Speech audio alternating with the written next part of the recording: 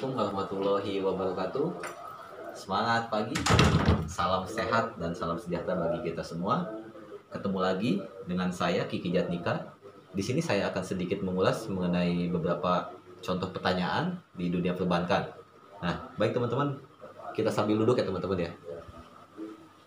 Oke, berikut ini merupakan pertanyaan yang pertama. Yang dimaksud dengan kesehatan bank adalah kemampuan suatu bank untuk melakukan kegiatan operasional perbankan secara normal dan mampu memenuhi semua kewajiban dengan baik sesuai dengan peraturan perbankan yang berlaku. Itu merupakan jawaban yang pertama.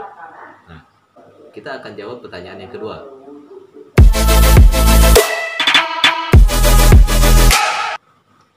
Kesehatan perbankan sangat penting untuk menjaga perekonomian sebuah negara, supaya sebuah negara tersebut tidak kolaps.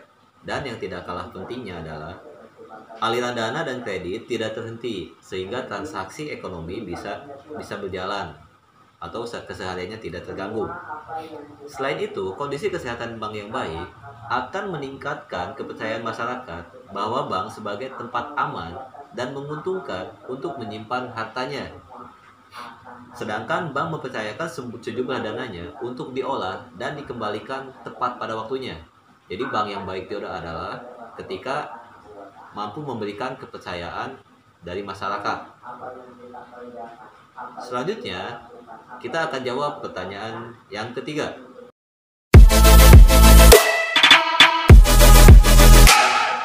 Pentingnya menjaga kesehatan bank bertujuan agar nasabah tetap memberikan kepercayaan terhadap bank yang bersangkutan. Selanjutnya, kita akan jawab pertanyaan yang keempat.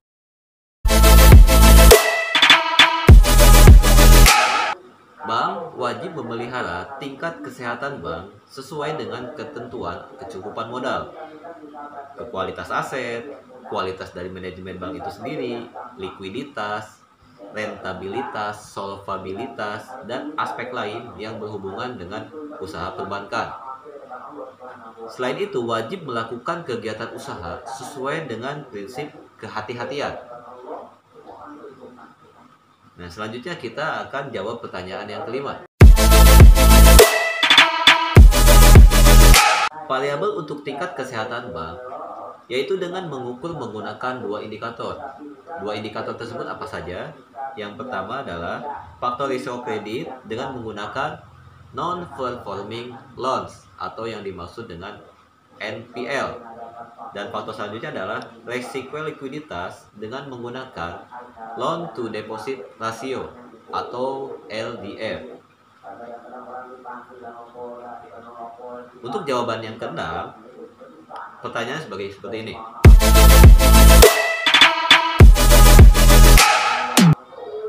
Sumber-sumber dana yang dapat dihimpun bank umum di antaranya, dana tersebut dapat dihasilkan dari bank itu sendiri atau dari setoran modal pemilik saham atau dari modal setoran pemilik saham.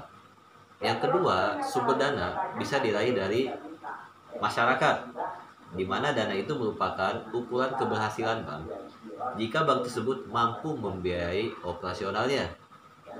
Selanjutnya, dana bisa didapatkan dari lembaga-lembaga yang lain.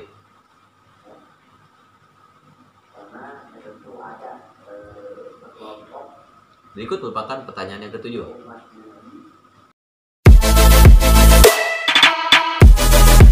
Penggunaan dana bank bisa berupa apa saja. Jadi yang pertama, adanya cadangan likuiditas yang ditujukan untuk memenuhi likuiditas jangka pendek, di mana risiko dalam aktiva tergolong rendah. Selanjutnya, penyaluran kredit berdasarkan kesepakatan pinjam-meminjam antara bank dan pihak lain yang mewajibkan pihak peminjam melunasi kewajibannya berdasarkan waktu yang telah ditentukan oleh bank tersebut.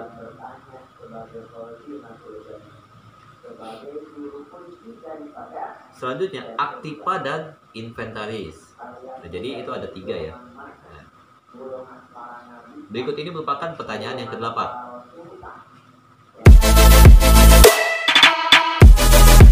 Aktiva produk produktif adalah investasi penghasil pendapatan yang memberi keuntungan yang dimiliki oleh bisnis, institusi, ataupun individu. Sedangkan aktiva tidak produktif adalah aset yang tidak menghasilkan pengembalian. Nah, itu merupakan pengertian dari aktiva produktif dan aktiva tidak produktif. Berikut ini merupakan pertanyaan yang ke-9. Makna dari Asset Liability Management adalah proses siklus PDCA. Nah, apa yang dimaksud dengan PDCA? Yaitu Plan, Do, Check, Action. Terhadap pengumpulan proses analisis, pelaporan, dan penetapan strategi. Pengelolaan aset dan kewajiban dengan tujuannya untuk apa? Untuk mengeliminasi resiko-resiko yang ada untuk mencapai tujuan tertentu. Nah, berikut ini merupakan pertanyaan terakhir, yaitu pertanyaan yang ke-10. Komponen yang digunakan untuk menentukan suku bunga kredit diantaranya, yang pertama ada yang namanya total biaya dana atau cost of fund. Apa itu cost of fund? Merupakan total bunga yang dikeluarkan oleh bank untuk memperoleh simpanan baik dalam bentuk simpanan giro, tabungan, maupun deposito.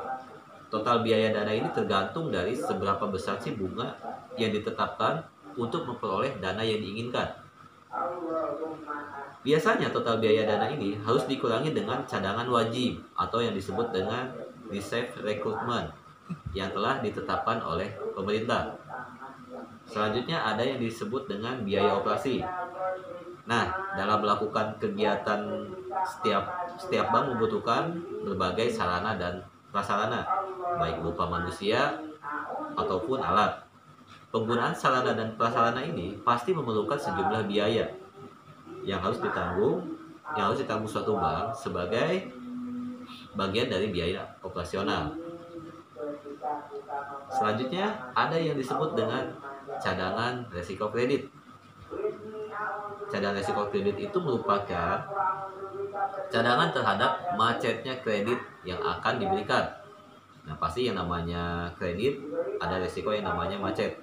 Hal ini disebabkan setiap kredit yang diberikan pasti mengandung suatu resiko tidak terbayar. Ya, jadi suatu bank harus tahu akan cadangan resiko kredit. Selanjutnya ada yang disebut dengan laba yang diinginkan atau keuntungan.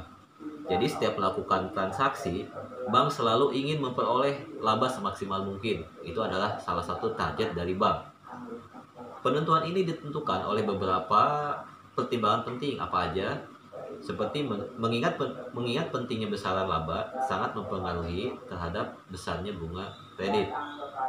Nah, selanjutnya pasti yang tidak kalah pentingnya yaitu pajak. Nah, selain bank, masyarakat semua juga pasti kena pajak karena kita hidup di suatu pemerintahan.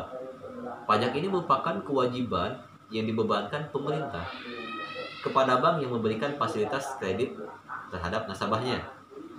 Nah, demikian teman-teman, saya di sini bisa mengulas beberapa jawaban dari pertanyaan yang telah tadi dijabarkan. Semoga semua itu bisa menginspirasi kita semua, bisa bermanfaat bagi teman-teman semua yang ada di rumah.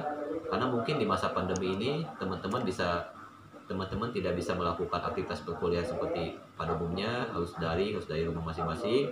Tetap semangat, dan tidak kalah pentingnya teman-teman wajib selalu menjaga kesehatan. Ya, terima kasih. Semangat pagi. Assalamualaikum warahmatullahi wabarakatuh. Salam sehat untuk kita semua.